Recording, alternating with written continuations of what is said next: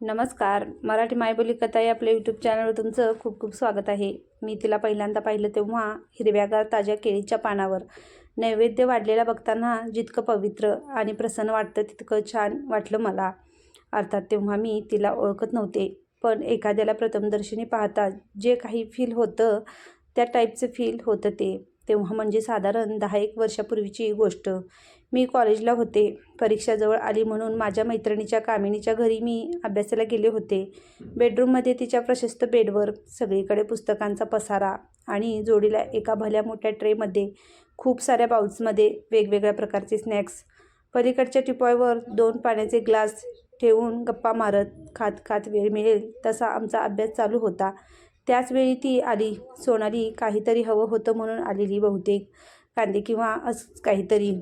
आमच्याशी थोड्याशा गप्पा मारून ती आली तशी सहज निघून गेली. बेताची उंची, सडपातळ बांधा, गोरा पांढरंग असलेल्या या मुलीत तोपर्यंत काही विशेष आहे असं मला वाटलं नव्हतं. थोडा वेळ अभ्यास करून आम्ही उठलो आणि कंटाळा घालवण्यासाठी कॉफी पीत गॅलरीत उभे राहिलो. शेजारच्या घराच्या गॅलरीत एक आजोबा एका 7-8 वर्षाच्या मुलीचा अभ्यास घेत होते. कामिनी म्हणाली, ही सोनालीची मुलगी. आभा. अय्या, मगाशी आली होती ती. अगं, पण ती तर किती लहान दिसते. आपल्यापेक्षा फार तर 3-4 वर्षांनी मोठी असेल ना? मी आश्चर्याने विचारलं. हो, लवकर लग्न झालं तिचं. पळून जाऊन लग्न केलं तिने. 12वी जेमतेम पूर्ण झाली असेल. लग्नाआधीच दिवस राहिले होते. त्यामुळे माहेरच्यांनी संबंध तोडून टाकले तिच्याशी. माहेरचं कोणी फिरकत नाही तिच्याकडे. ओ, मी म्हटलं, वाटत नाही गं तिच्याकडे बघून. कसली सोजळ दिसते. बरे बाई, सासू सासरे तरी चांगले दिसतात बिचारे. आईवडिलांनी सोडून दिलं पण त्यांनी सांभाळलं नाही. अगं, ते कुठले? हीच सांभाळते त्यांना.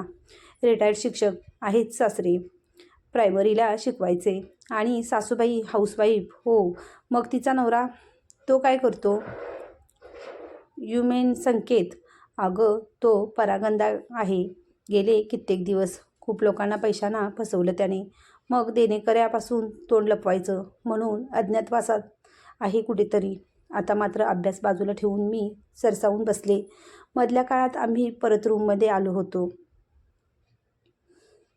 पण सोनालीविषयी मला जरा उत्सुकता वाटली.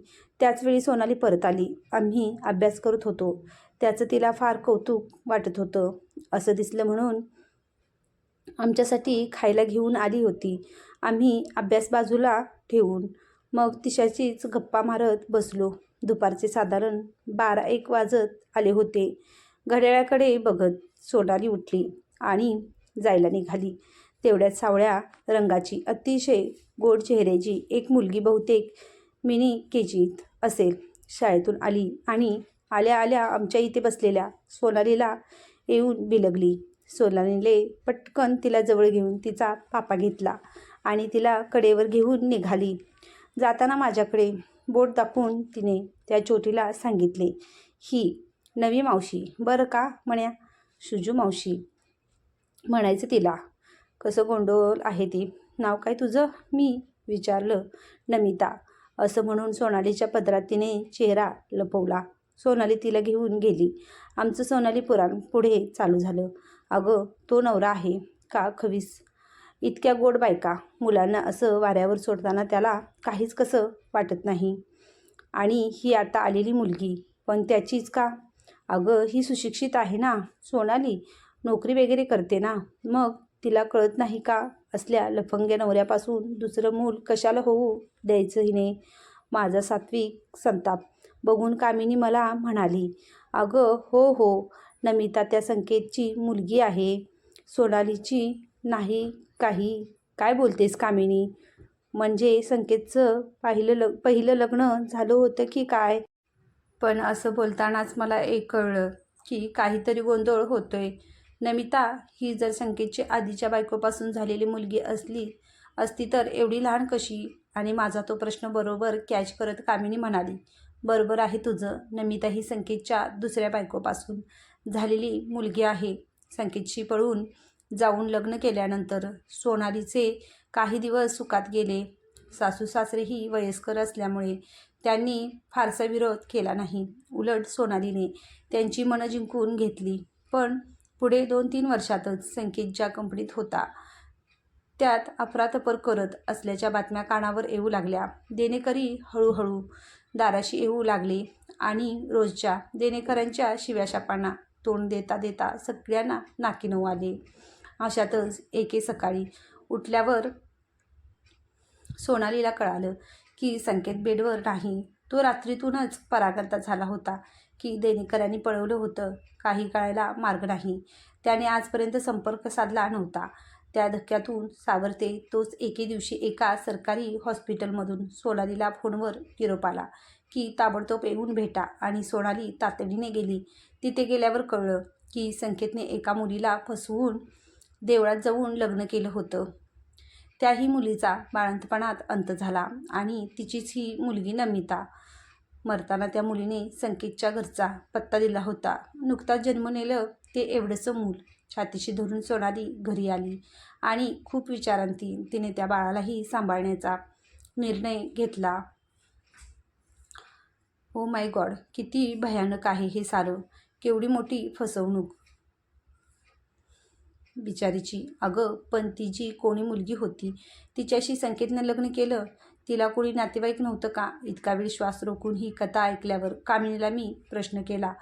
असलं तरी सोनाली कुठे जाणार शोधायला?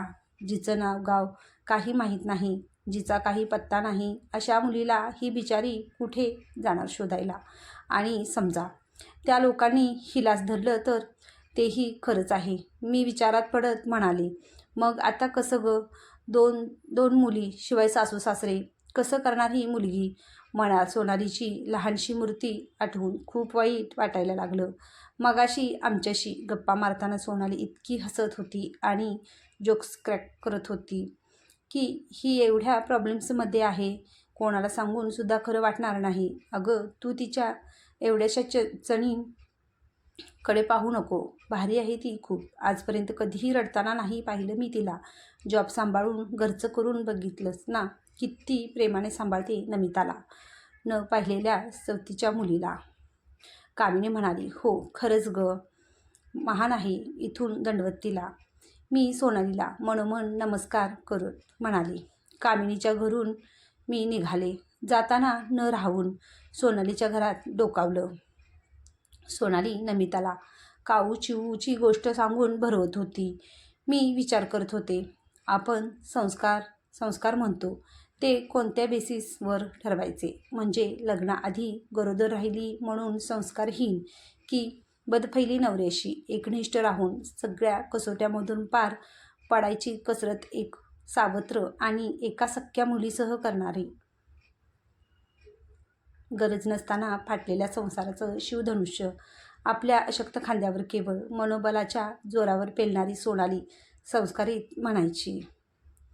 ही कथा माझी तुम्हाला कशी वाटली हे मला कमेंटमध्ये नक्की सांगा आणि माझे चॅनल लाईक करा, शेअर करा.